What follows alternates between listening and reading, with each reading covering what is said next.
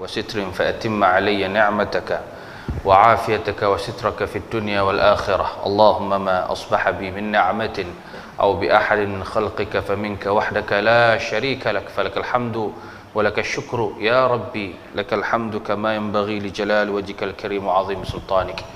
رضينا بالله ربا وبالإسلام دينا وبمحمد نبيا ورسولا. سبحان الله وبحمده عدد خلقه ورضا نفسه وزنة عرشه ومداد كلماته. بسم الله الذي لا يضر مع اسمه شيء في الأرض ولا في السماء وهو السميع العليم. أعوذ بكلمات الله التامات من شر ما خلق من همزه ونفخه ونفثه. الحمد لله وشكر لله صلاة دائمة على رسول الله. Berbahagia pengerusi dan jawatan kuasa masjid, Tuan Imam, Tuan Bilal, Tuan Siap, hadirin mukminin, ayah-ayah, hadirat dan mukminat, ibu-ibu yang dirahmati dan dikasihi oleh Allah Subhanahu wa taala, insya-Allah. Alhamdulillah kita bersua dalam pengajian subuh pada pagi ini. Saya kira ini kali kedua saya hadir. Dulu rasa dah lama dah kot, banyak tahun dah. Ini kali kedua, alhamdulillah. Dan dalam siri rut tua saya ni, ini hari yang terakhir lah. Subuh ni subuh yang bukan subuh terakhir, bunyi macam lain pula no. Subuh terakhir tu macam lain sangat. Maksudnya untuk siri kali ini, insya-Allah, ya, sebelum saya pulang semula ke Perak lah. Kemudian saya akan mai semula insya-Allah pada masa yang akan datang, biiznillah taala. Tajuk yang diperuntukkan kepada saya dalam rut tua kali ini banyak berkisar tentang Al-Quranul Karim. Dari hari pertama hari itu saya bincang tentang tajuk kelebihan penghafaz Al-Quranul Karim, antara hadis sahih dan hadis rakaan. Kemudiannya berbicara tentang ayat-ayat yang berkaitan, ayat Al-Quranul Karim yang menceritakan tentang kisah-kisah motivasi, ayat Al-Quranul Karim yang menceritakan tentang diri Rasulullah sallallahu alaihi wasallam dari sudut akhlaknya. Semua tajuk berkisar tentang Al-Quran, termasuk tadabbur. Malam kemarin kita bincang tentang kepentingan tajwid. Bila membaca Al-Quran ni, bila bertajwid, sebutannya okey, makharijul hurufnya cantik, dia membawa kepada ketenangan pada bacaan tu. Ini semua saya dah berkongsi pada siri-siri sebelum daripada ini. Jika ibu ayah nak mengikutinya, boleh tengok recorded live yang ada di Jaib TV ataupun Suara Sunnah. Kita dah recorded live, jadi boleh ikuti siri-siri itu. Mudah-mudahannya bermanfaat. Mudah-mudahan Allah mendatangkan kebaikan dan keberkatan pada setiap apa yang kita kongsikan, kerana ilmu ini perlu dikongsikan, perlu di-apply bersama, insya-Allah. Tajuk hari ini tajuk untuk bapa-bapa. Motivasi Al-Quran kepada bapa-bapa. Tapi saya akan sentuh ibu juga, jangan bimbang. Kalau ibu pakat balik tak ada cerita pasal kami ni, balik dah cerita semua belakang lah. Cuma tajuk tu diberikan macam tu. Saya tak pasti pasal penjahit bagi tajuk ni, tapi tengok dalam masjid ni memang penuh bapak lah. Bapak-bapak, atuk-atuk kan, yang ada pada hari ni. So saya ambil beberapa ayat Al-Quranul Karim yang menceritakan tentang bapa. Dia sebut bapa ni kalau dalam bahasa Arab abun lah. Abun, bapa. Lagi kita duk panggil apa? Abuya, bapakku. Lagi apa lagi? Orang panggil walid. Walid pun bapak juga. Tapi ayat yang saya ambil ni ayat yang menyebut perkataan yang lebih lunak daripada panggilan abuya, walid, baba, apa lagi kita duk panggil ni. Kalau lah istilah Arab lah. Iaitu Quran menggunakan perkataan ya abati. Cuba sebut Ahmad. Ya abati. Ya abati ni wahai bapa kesayanganku. Oh, dia lebih lunak. Perkataan ini, panggilan ini digunakan oleh para nabi alaihimus salatu atammut taslim. Mereka menggunakan panggilan kepada bapa dia, ya abati, wahai bapakku. Ini maknanya nasihat daripada seorang anak kepada bapa dia. Tadi saya bawa dalam subuh tadi, surah apa? Tuan-tuan perasan tak? Surah Luqman. Surah Luqman ni dia cerita pasal Luqman yang digelar Al-Hakim, yang bijaksana, menasihati anak dia. Ni bapa nasihat anak. Banyaklah ayat tu tadi dia cerita pasal nasihat, ya bunayya la tusyrik billah, wahai anak kesayanganku. Panggilan seorang bapa pada anak dia, ya bunayya. Cuba sebut ramai-ramai. Lepas ni kita balik rumah boleh panggil anak kita ya bunayya. Dia pun heran pasal apa bapak aku ni. Ya bunayya, wahai anak kesayanganku. La tusyrik billah, jangan kamu syirik pada Allah. Itu yang pertama. Mana kuatkan tauhid. Yang kedua, ya bunayya innaha in taku mithqala habbatin min khardal. Dia bagi, wahai anak kesayanganku, jika sekiranya ada sebiji sawi, jirim yang sebesar biji sawi yang kecil, dia berada di langit ataupun di bumi, semuanya diketahui oleh Allah. Ya'ti bihallah. Ini cerita pasal ilmu tasawuf. Kita duk kenali dengan ilmu tasawuf, juga dikenali dengan ilmu akhlak dan juga penyucian jiwa. Yang ketiga dinasihatkan oleh seorang bapa tadi ni kepada anaknya tentang amalan salat. Ya bunayya aqimis salah, wahai anak kesayanganku, dirikanlah salah. Wa'mur bil ma'ruf wanha 'anil munkar, suruhlah manusia buat yang ma'ruf dan cegahlah manusia kepada kemungkaran. Kemudian nasihat Luqman kepada anaknya juga, wala tusa'ir khaddaka linnas. Ini adab bila mana berbicara dengan orang, bila cakap dengan dia jangan palingkan pipi. Maknanya tak bagi empat mata, kan? Tak ada body contact, tak ada. Itu adab berinteraksi dengan siapa-siapa pun.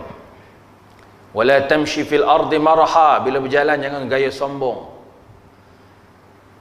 Kemudian waqsid fi mashik, bila berjalan tu relax, cool and steady. Waghdud min sautik, jangan tinggi sangat bila bercakap dengan orang. Ini semua civic daripada seorang ayah pada seorang anak. Itu biasa nasihat tu, seorang ayah kepada anak biasa. Yang luar biasa nasihat seorang anak pada bapa dia. Jadi dalam Al-Quranul Karim Allah Ta'ala rakamkan bagaimana fi'il anak-anak Nabi SAW bila mana menasihati bapa dia. Ada 8 ayat yang menggunakan perkataan ya abati. Ada berapa ayat? 8 ayat. Ya abati. Tapi ayat yang tentang nasihat ni banyaklah, lebih daripada 8 ayat. Tapi dia tak guna perkataan ya abati. Cuma saya nak ambil hari ni perkataan ya abati. Ada 8 ayat. Saya tak tahu dan ke tak dan cerita 8 ayat ni. Semalam pun saya nak cerita 12 ayat tentang akhlak Nabi tu. Dapat cerita semalam pun 5 je. Yang ni tengok mana dan lah. Kalau tak dan, kita sambung kuliah duha sekejap lagi ya. Ayat yang pertama, nasihat daripada Nabi Yusuf AS. Nabi Yusuf AS pada ayat yang keempat surah Yusuf. Saya suka pengajian tadabbur ni. Kalau boleh bila lain masa tu kita buat pengajian tadabbur, dia ada note sikit dan ada bekalkan Quran seperti ni. Ni saya suka lah ni. Tu saya tengok lepas solat tadi ada Quran ni. Ni bagus ni. Saya rasa tuan-tuan kena memilikinya. Dapatkan Quran ni. Quran dipanggil Quran word by word ataupun lafziyah dalam bahasa Arabnya, ataupun perkata.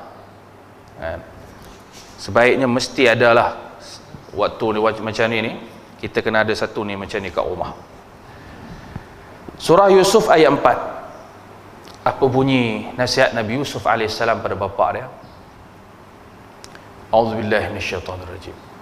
إذ قال يوسف لأبيه يا أبت إني رأيت 11 كوكبا إني رأيت 11 كوكبا والشمس والقمر رأيتهم لي ساجدين. Apa maksud ayat ni? Tak kala Nabi Yusuf alaihissalam berkata kepada ayahnya, Ya abati, wahai ayahku. Dia lebih lembut sikit, lunak sikit. Orang Arab ni panggilan dia memang lunak. Inni ra'aitu 11 kawkaba. Wahai bapakku, sesungguhnya aku telah melihat dalam mimpi Nabi Yusuf alaihissalam. Dia melihat apa dia?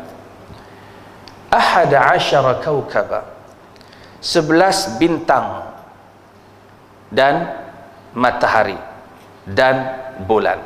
Dia nampak sebelah. Ra'aituhum li sajidin. Yang mana bintang-bintang ni tadi, matahari ni tadi, qamar, bulan, mereka sujud kepadaku. Dia sebut kat bapak dia, rupanya keturunan Nabi Yusuf alaihissalam ni, dia pandai mentakwil ru'ya. Ru'ya ni apa dia? Mimpi. Ini keturunan Nabi Yusuf.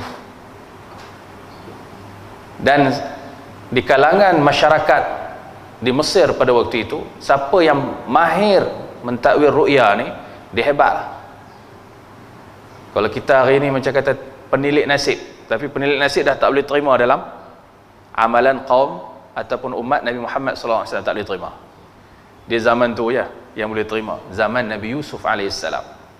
Pentakwil ru'ya, pentakwil mimpi. Kemudian bapa dia kata apa? Qala ya bunayya, wahai anak kesayanganku. Nampak dia balas.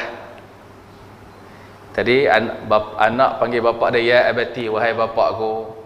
Kalau kita panggil lembut lah, apa yang panggilan yang bapak suka? Baba kan, bapak suka. Abi, jangan tersalah sebut. Baba campur abi jadi babi pula, jadi tu. Jadi kalut pula. Ya bunayya, wahai anak kesayanganku, kata bapak dia, la taqsus ru'yaka, janganlah kamu menceritakan mimpimu, jangan kamu ceritakan pasal mimpi ni, ala ikhwatika, pada adik-beradik kamu. Ikhwatika ni maksudnya para saudaramu ataupun adik-beradik lah. Fayakidu laka kaida, kalau mereka tahu mimpi macam tu, mereka akan mengenakan tipu daya. Maknanya mereka akan, apa dia panggil, kita bahasa kita perlis ni, perkena kat hang. Dia akan perkena kat hang. Inna syaitana lil insani aduwwun mubin, sesungguhnya syaitan itu terhadap manusia adalah musuh yang nyata. Ini macam bahasa interaksi daripada seorang anak pada bapa dia. Dia minta nasihat ataupun dia cuba nak bawa kepada satu nasihat yang lebih besar. Ayat ni panjang sebenarnya, tapi saya cuba ringkaskanlah pasal mimpi ni. Dalam Sahih Muslim, Nabi SAW ada menyatakan, dalam Sahih Muslim, hadis-hadis Nabi, banyak hadis-hadis Nabi tentang ru'ya. Kata Nabi, antaranya, man ra'ani fil manam faqad ra'ani fil yaqadhah. Barang siapa yang melihat aku ketika tidur, antaranya, so saya tak pasti itu riwayat yang mana, maka dia seolah-olah melihat aku ketika dia jaga. Maknanya mimpi bertemu dengan Rasulullah SAW ini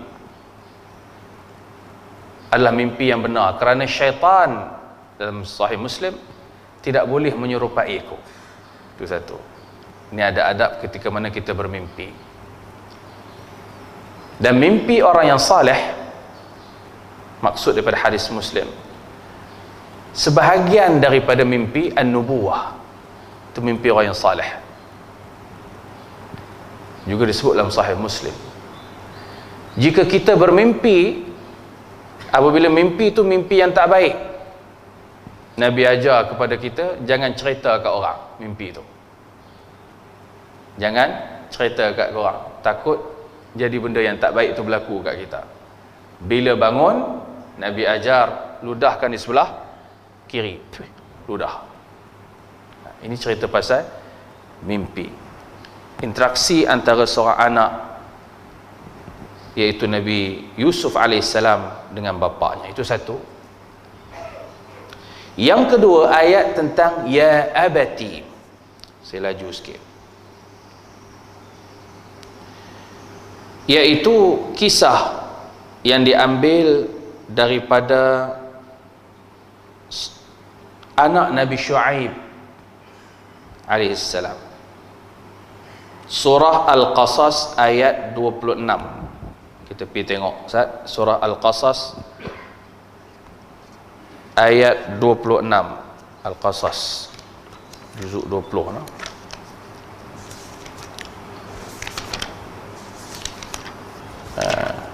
Surah Al-Qasas.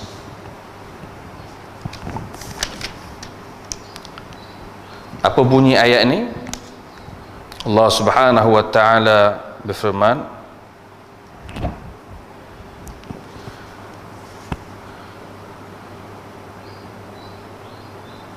ayat 26. A'udzubillahi minasyaitonir rajim.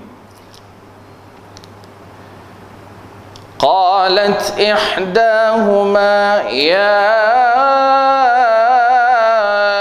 أبت استأجره إن خير من استأجرت القوي الأمين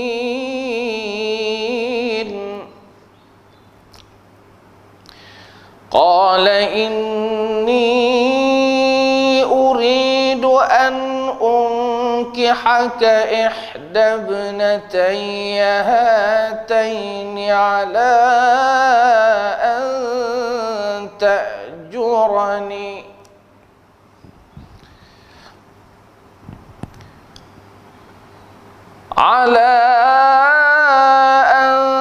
تأجرني ثماني حجج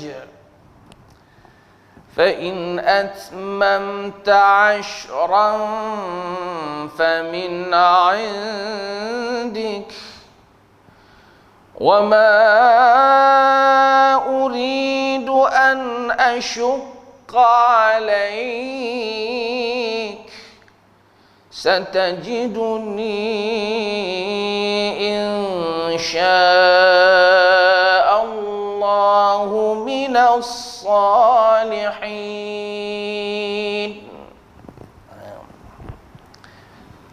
Al-Qasas ayat yang ke-26. Qalat ihdahuma. Ini cerita yang berlaku di antara, ini zaman siapa ni? Zaman Nabi Shu'aib alaihissalam. Qalat ihdahuma, berkata salah seorang daripada kedua wanita itu, iaitu anak Nabi Shu'aib, ya abati, wahai bapakku, istajirhu, ambillah dia sebagai pekerja kita. Ambil dia ni siapa dia? Ambil Nabi Musa alaihissalam. Inna khaira man istajarta al-qawiyul amin. Nampak bahasa anak ni ya? Wahai bapakku, kalau nak ambil pekerja, ambil sebagai pekerja kita lah, berkhidmat dengan kita, ambillah Nabi Musa alaihissalam, kerana dia memiliki dua sifat. Nasihat anak pada bapa. Anak boleh jadi penasihat. Kalau kita buka bisnes ke, kita ada syarikat ke, kita meniaga kecil-kecilan ke, SME ke, Anak ni jangan kita kesampingkan, dia ada kemahiran terkini. Kadang-kadang kemahiran tu tak ada pada orang dulu-dulu, tak ada. Kemahiran apa lah ni? Bila nak buat marketing, lah ni marketing, dia tak main dah marketing pakai flyers ni. Nak pakai flyers ke, ataupun door to door ke, dah tak main dah. Hari ni marketing, dia pakai Facebook macam lagu ni. Dia pakai Facebook, dia pakai IG. Lepas tu marketing hari ni cakap seorang banyak. Tuan-tuan pergi tengok mana-mana, tengok orang, jangan pelik tengok orang cakap seorang-seorang lah ni. Pasal memang itu dah sekarang ni, pakai handphone, cakap seorang-seorang. IG story, FB live story, macam-macam. Itu tak kira yang TikTok, tak TikTok no. Marketing lah ni. Jadi anak muda hari ni, dia reti bab-bab tu. Bila kita nak buat bisnes apa, ambil kepakaran anak kita. Dia akan bagi nasihat, bapak buat macam ni, macam ni. Nasihat tu berguna. Pada zaman itu, anak Nabi Syuaib bagi nasihat pada Nabi Syuaib AS. Kalau nak ambil pekerja, mesti ada dua kriteria dalam pekerjaan. Al-Qawiyyu Al-Amin. Dua. Apa Al-Qawi ni? Seorang yang kuat. Al-Amin, seorang yang amanah. Kita terjemahkan maksud qawi dalam konteks masa ni. Qawi ni juga bererti profesional. Dia kena profesional. Maknanya bila nak buat satu tugasan tu, dia mesti reti banyak hal. Nak ambil accountant mesti profesional, reti lah. Dia ada certified accountant. Nak ambil seorang pekerja jadi lawyer kita ke apa ke, dia mesti reti lah, certified sebagai seorang lawyer yang bertauliah. Nak ambil pemimpin, kita nak memilih seorang pemimpin, jadi adun kita ke, ahli parlimen kita ke, mesti dia certified, qualified dalam bidang kepimpinan. Bukan semua orang boleh memimpin, tak. Bukan kata asal dia tu tok imam ke, ustaz ke, guru ke, siapa ke dia, tapi dia tak ada kemampuan untuk memimpin, tak boleh. Sebab itu baginda Rasul sallallahu alaihi wasallam sebut pada Abu Dzar. Abu Dzar ni orang yang mengaji dengan Nabi sallallahu alaihi wasallam, orang yang berdampingan dengan Nabi sallallahu alaihi wasallam. Tiba-tiba dia kata, "Ya Rasulullah, aku pun teringin nak jadi pemimpin juga." Kemudian apa kata Nabi sallallahu alaihi wasallam? "Ya Abu Dzar, innaka la dha'if. Wa innaha amanah." Wahai Abu Dzar, sesungguhnya engkau ni lemah dalam bab kepimpinan. Kau tak dalam kategori profesional. Kau bukan profesional dalam bidang kepimpinan. Sedangkan kepimpinan itu amanah. Bukan sebarangan orang. Jadi skop bidang satu-satu perkara itu berbeza di antara satu orang dengan satu orang. So profesionalisme itu penting. Itu diterjemahkan dalam konteks masa berkaitan dengan al-qawi, kuat, mampu untuk menanggung satu beban tanggungjawab yang besar. Yang kedua, al-amin. Al-amin, bila memilih ataupun melantik seorang pekerja ataupun apa-apa portfolio dalam satu-satu tugasan, mesti al-amin, amanah. Dalam konteks masa kita terjemah amanah ni apa dia? Integrity. Seorang yang berintegriti. Nak cari profesional mungkin ramai para hadirin ibu ayah dan mati Allah, ramai. Tapi nak cari yang amanah, yang berintegriti ni sukar. Integriti ni satu hal yang terkait pada semua orang. Seorang imam dia ada integriti dia sebagai seorang imam. Seorang guru dia ada integriti dia sebagai seorang guru. Seorang pekerja dia ada integriti dia sebagai seorang pekerja. Tapi hari ini boleh saja hilang integriti itu pada sesiapa pun. Saya buat contoh, selalu saya banyak cerita buat ni. Kita ditugaskan bekerja. Yang saya faham mungkin ada yang bekerja hari ini, hari Senin kan. Kita ditugaskan bekerja 8 jam sehari. Plus minus, tolak waktu rehat 1 jam. 7 jam kerja. Ibu ayah saya kira ramai ada pencen. Selama hari ni lah yang kita kerja sulung-sulung daripada ni. Siapa yang betul-betul yakin dia memang kerja 7 jam, memang betul-betul dia peruntukkan masa dia kerja 7 jam tu. Mana dia tak buat benda lain. Kalaupun ada urusan luar, dia buat urusan luar lah. Ada meeting luar lah. Tapi betul-betul dia peruntukkan masa dia bekerja 7 jam. Sebab setiap daripada kita diberikan amanah. Diberikan amanah. 1 jam tu berapa duit kita dapat, berapa gaji kita dapat, berapa loan kita dapat. Setiap kita. Tengok grade lah. 41 berapa duit dia ada, 44 ada berapa, 52 berapa. Semua kita diperuntukkan setiap jam itu ada allowance-nya, ada duitnya, ada saraannya. Yang kita terima duit itu setiap bulan dan kita bagi makan kat anak bini kita. Tiba-tiba tuan-tuan 7 jam tu tak rak, cek-cek betul-betul. Allah rupanya betul-betul ni tak rak lah.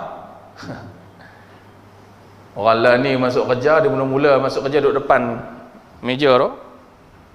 Duduk tu dia buka apa dulu biasa? Dia buka Facebook tu.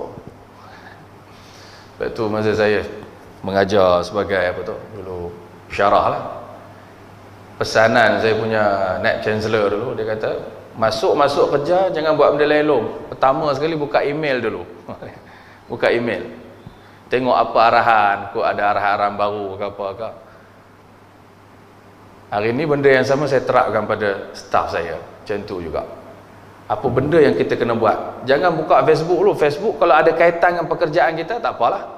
Sebab hari ni orang guna juga platform medium, Facebook, macam-macam medium yang ada lah ni, Telegram, WhatsApp, memang ada lah. Orang dah tak pakai sangat email. Kalau ianya berkaitan dengan pekerjaan, silakan. Sebab itu para hadirin saya tengok, Masya Allah, Tabarakallah, dalam hal ini bila dua ni hilang productivity satu kerja, production satu kerja tu hilang bila dua ni tak ada. Tapi bila dua ni ada pada staff kita, diterapkan dalam organisasi kita, dia boleh bergerak, production dia cantik. Pasal dua benda ini dah dipesan dulu lagi di zaman Nabi Syuaib alaihissalam dalam banyak hal. Kita di masjid ni pun ada dua nilai ni, mesti ada.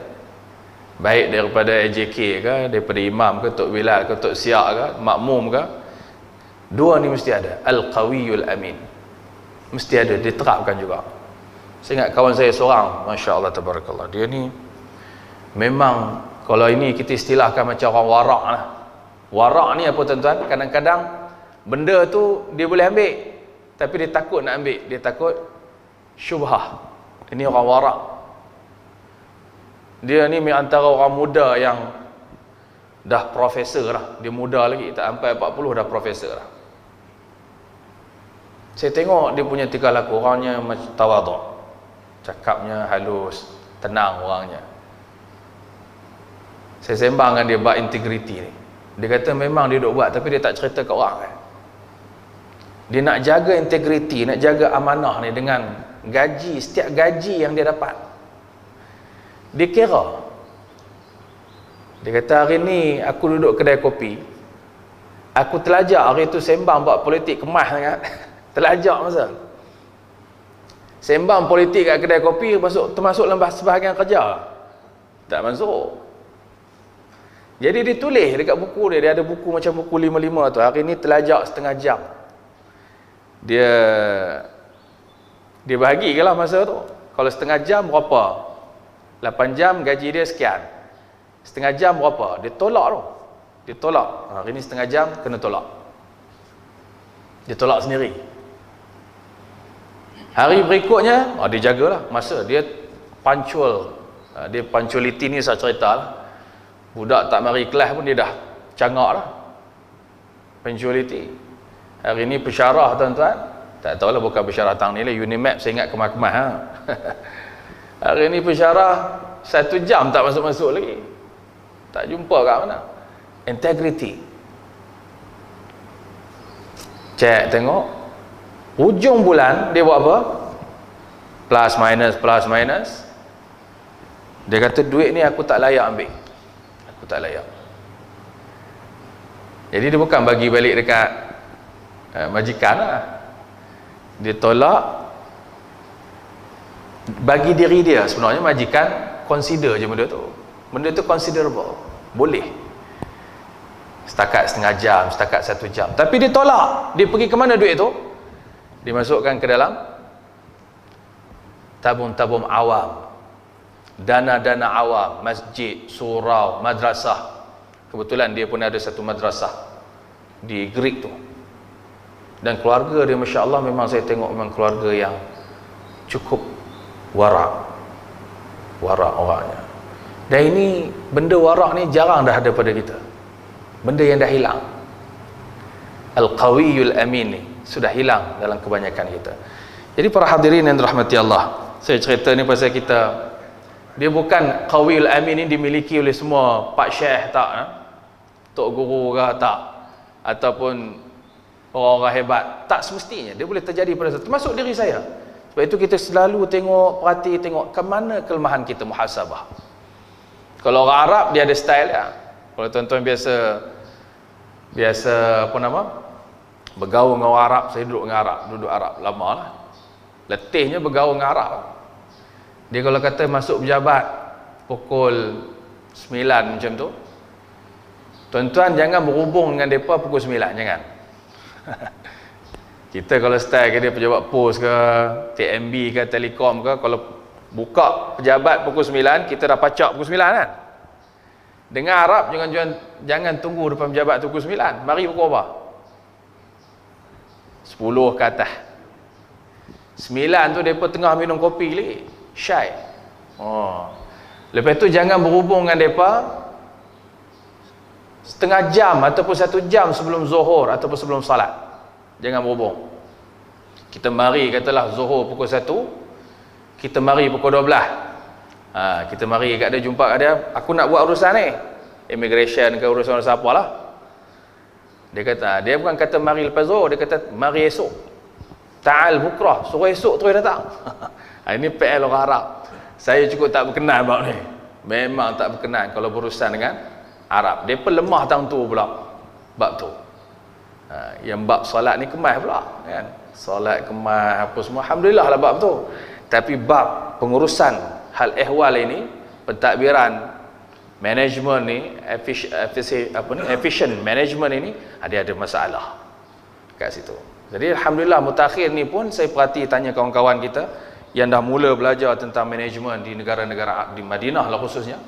Saya tanya macam mana efficiency sekarang ni. Alhamdulillah dahsyat. Sebab antara yang membentuk di Universiti Islam Madinah ni, membentuk management, asal daripada orang kita juga, orang Kedah. Kalau tuan-tuan pernah dengar nama Profesor Dr. Mahmud Al-Qadah. Dia ni orang Kedah tapi dapat kerakyatan di Saudi. Dia orang Madinah lama lah. Dia ni jadi timbalan rektor, naib chancellor Universiti Islam Madinah. Dia betulkan balik semua ni. Nampaklah proficiency tu kemas. Itu penting juga orang belah-belah kita ni. Orang Melayu ni dia walaupun tak semua jadi macam tu, tapi dia membawa budaya itu. Kita duduk negara Arab, kita ada sikit western west culture, barat punya culture sikit kan. Ada sikit belajar daripada Jepun, Korea apa semua ni, kita terap gabungkan dengan nilai Islam, dia nampak cantik. Bila tak ada gabungan, hubung jalin nilai Islam ni habis. Bila tak ada ni habis. Orang Islam lebih dia orang barat qawi, profesionalisme tu daripada. Tapi integriti mungkin tak ada. Tapi orang Islam dua-dua ni ada. Al-qawi, al-amin. Professional, dan juga integriti, amanah, dan kerja tu mengharapkan keridaan Allah Subhanahu Wa Taala. Amin tu juga berarti itu meletakkan kita ni buat satu kerja, bukan sekadar kerja dapat gaji, makan bulan allowance macam tu je, tapi kita buat kerja tu mengharapkan mardatillah yang tak ada pada orang lain. Kerja sebagai TMB, nampak tak ada mengaji ya. Daripada pukul 8, pukul 9 sampai pukul 6 tu mana ada mengaji Quran? Tak ada kan? Kerja electrician ni ataupun engineer secara mata kasar, mana ada pegang Quran? Tak ada. Tapi bila diniatkan kerja itu daripada awal hari sampai ke petang lillahi ta'ala, sepanjang kita duk buat tu pahala belaka. Sepanjang kita duk buat. Ini tak ada pada agama lain. Tidak ada pada civic pada orang lain kecuali pada orang Islam benda tu ada. Saya cerita pasal ceramah di TMB, baru selalulah pusing ceramah TMB ini satu Malaysia. Bila saya sebut pahala ni, wiring apa semua ni, semua pahala belaka ni. Mari satu soalan dia tanya, Ustaz, kalau pasang wiring kat clubbing macam mana Ustaz?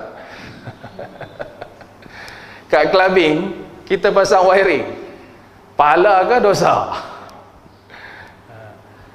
Saya tanya tu, TMB ni memang dia pasang kat dalam ke dia pasang kat luar? Dia pasang untuk kawasan tu semua ya. Jadi dia macam pisau lah, kaedah dia macam pisau lah. Pisau tu tujuan dia untuk memotong, tapi ada orang dia ambil dia pergi bunuh orang. Kita sediakan pisau je, kita sediakan elektrik saja,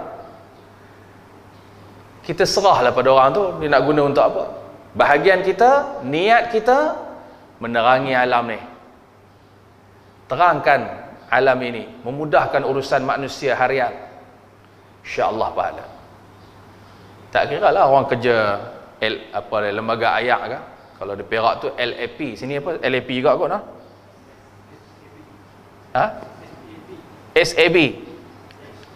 SAP Suruhanjaya Ayak Perlis, Suruhanjaya lah, syarikat. Oh ya, syarikat bukan Suruhanjaya lah. Orang kerja ayak ke banyak pahala, duk boleh ayak ni. Rasa Perlis tak ada sekat ayak lagi ya. Duduk Selangor jenuh tuan, jatuh ayak saja jenuh tuan, kesian kat kawan kita. Alhamdulillah, ayak sepanjang ayak mengalir ni pahala. Bayangkan kalau kita duk fikir macam tu, semua buat kerja kita ni, tindak tanduk kita ni lillahi ta'ala, lillahi ta'ala. Ya Allah, barakahnya alam ni, barakah tuan-tuan. Ayak ni tuan-tuan antara sektor yang mesti dikuasai oleh orang Islam. Ayak ni, kalau tidak, manakan Nabi SAW bila masuk Madinah saja, Nabi minta kepada para sahabat yang banyak duit ni, beli loji-loji ayak. Loji ayak waktu tu telaga lah, telaga tu.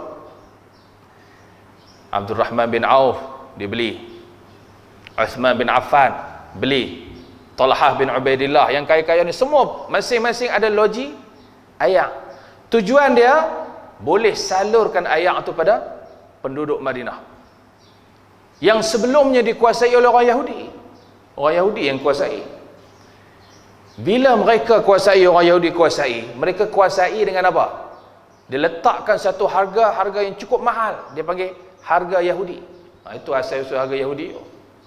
Dia letak tu mahal, sampai orang Islam yang baru masuk Madinah pun tak boleh, orang yang baru menganut Islam pun tak boleh nak memilikinya. Jadi idea itu dilontarkan oleh baginda Nabi SAW, beli loji-loji, telaga-telaga ni. Bila orang Islam kuasai, barulah mudah dan ringan sampai air itu diceruk-ceruk kampung semua. Ini sejarah loji ayak. Sebab itu kita alhamdulillah di Malaysia ni semuanya masih orang Islam. Jangan bagi kat bukan orang Islam, kan? Sama ada swasta ke, sama ada pemilikan negeri ke, stakeholder ke, dia mesti orang Islam yang pegang. Ini penting, ayak ni penting. Electricity penting.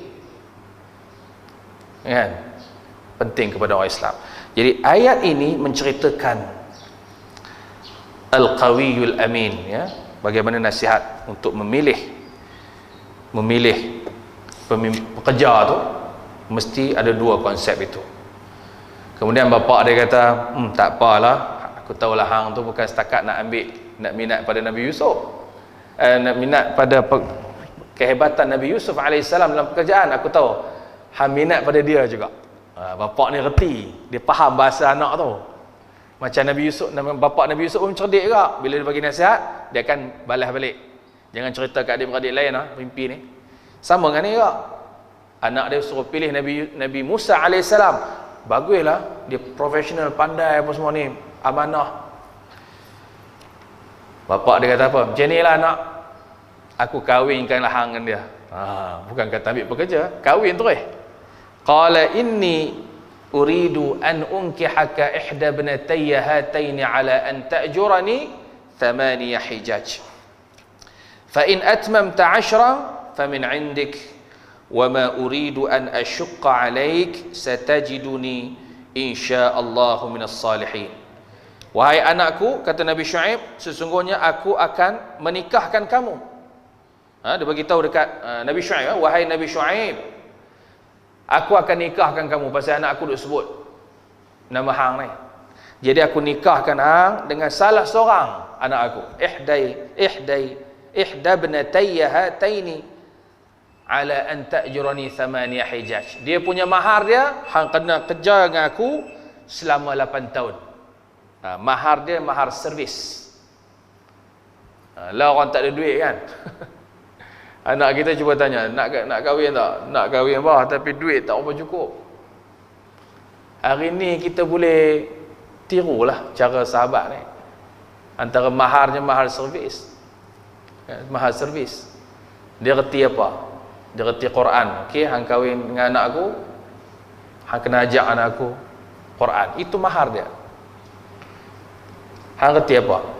Aku reti kerja manajemen apa komputer semua ni, reti lah, computerize ni. Okey, aku kahwinkan hang dengan anak aku, tapi hang kena berkhidmat dengan syarikat aku 8 tahun. Wah, itu mahar dia. Cuba kita buat style macam tu, tuan-tuan. Ramai anak-anak kita kahwin. Daripada duduk kalut bercinta tak tentu pasal, pergi berdua, pergi merata-rata Kuala Perlis, pergi ceruk sana, pergi ceruk sini. Tak kahwin. Kahwinkan mereka. Mudahkan urusan perkahwinan hari ni, tuan-tuan. Tambah musim PKP ni, tuan-tuan, tak payah fikir kenduri dah. Kenduri kecil-kecil kita ya. Saya bagi tahu staf saya, siapa rasa nak kahwin, kahwin cepat. Time ni, the right time. Kahwin, alhamdulillah ramai kahwin lah. Baru ni pun kahwin seorang lagi. Pasal memudahkan urusan perkahwinan. Nabi banyak sebut aulim walau bisyah. Kahwinlah walaupun dengan seekor kambing. Mana kecil je lah belanja dia. Para hadirin yang dirahmati Allah, itu dia. Fa in atmamta 10 famin 'indik, maka jika kamu telah menyempurnakan 10 tahun, tu pulang kat kamu. Aku bagi tempoh servis ni 8 tahun. Tapi kalau nak 10 tahun lagi bagus.